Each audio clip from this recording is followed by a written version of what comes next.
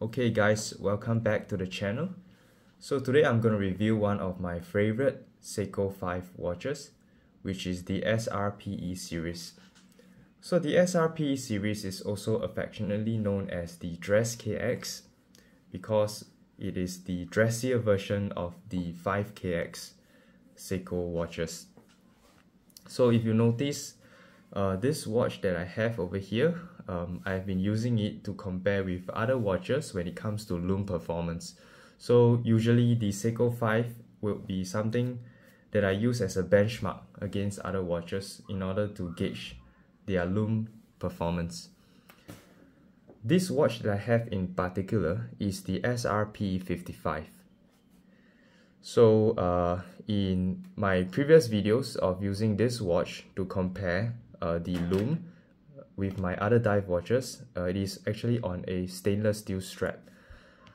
So I have actually changed this, changed the strap into this brown color silicone strap, which I got it online for very cheap, and I find that it really fits this watch really well. It now has a very clean design, and the silicone strap is also very flexible and comfortable to wear. So let's do a quick rundown on some of the key features of this watch. So the Dresskx actually runs on a 4R36 movement with the day and date display. So it also has a 41 hours power reserve, and it comes with a hacking and hand winding feature. So what I mean is that for hacking, if you were to pull this crown out to set the watch time, you can see that the second hand actually stops moving in order for you to have a very accurate setting when it comes to setting the time of the watch. So once you push the crown back in, then the second hand will resume movement. So another one would be the hand winding feature. So as you turn the crown, you can hear the watch is actually winding as you turn the crown. So it actually charges the watch, as this is a automatic movement watch as indicated on the dial over here. You can actually charge this watch out just by winding it. So the reason why I like this watch is because of its very clean design. So you can see the dial design is very minimal. The markers are basically just our markers are basically just your circular markers, and you have a very big and legible handset along with the second hand with a lollipop lume peep at the end of the second hand. Then you have the Seiko 5 logo at the 12 o'clock position along with the Seiko wording, and also a automatic wording at the 6 o'clock position. So this design is also reminds me of the Black Bay 41, the Tudor Black Bay 41. Very clean and simple dive style design without the rotating bezel. So this is something that you could wear for almost all activities. So you can even say that it's actually a go anything and go anywhere, do anything watch, otherwise known as a GADA watch. So the reason why I changed the stainless steel strap to this brown silicone strap again is for comfort reason, as well as to change up the aesthetic of this watch. I find that it looks way better on the leather strap. It's more versatile. I can wear it casually, just going downstairs, having a walk around my neighborhood, or I can even wear this to work. It fits all occasions. So let's look at the back of this watch, which houses the 4R36 movement. So this is how it looks like, how the movement looks like.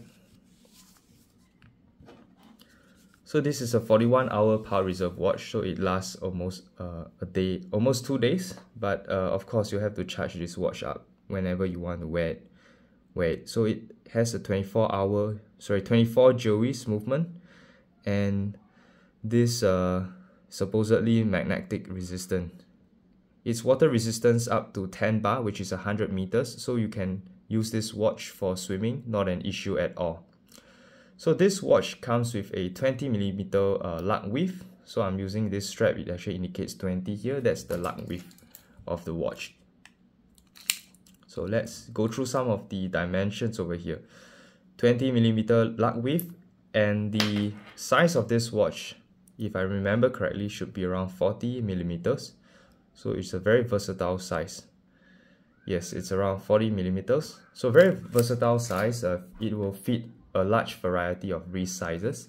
Myself, I have a 6.5-inch wrist, so it really fits very perfectly. I find that watches from the 38 to 40mm range fits very perfectly on my wrist. So now I'm gonna slap this watch on my wrist and show you guys how it looks like.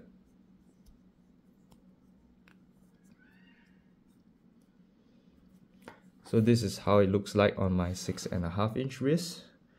Again, it's a very nice looking watch, very simple design, and it's also very classy.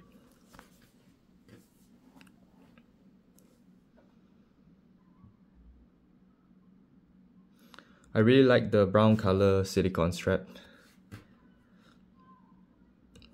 I think it looks perfect on this watch in terms of the color as well as the design. The buckle here is really solid, and it has a dual strap keeper.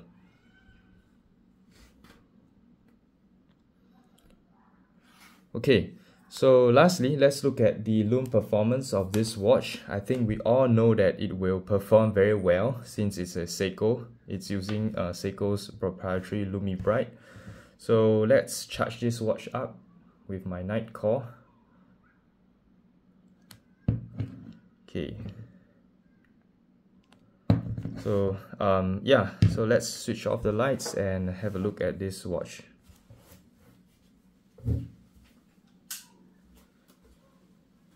Okay, so this is how it looks like, its lume performance. Okay, the lights are not completely off because right now it's in the afternoon, so you can see there's a bit of residual light from the window. But then again, the lume really stands out. This green color Lumi Bright lume really stands out and typically can last through the night based on my experience. Yep. So lume performance, definitely it's very impressive coming from Seiko.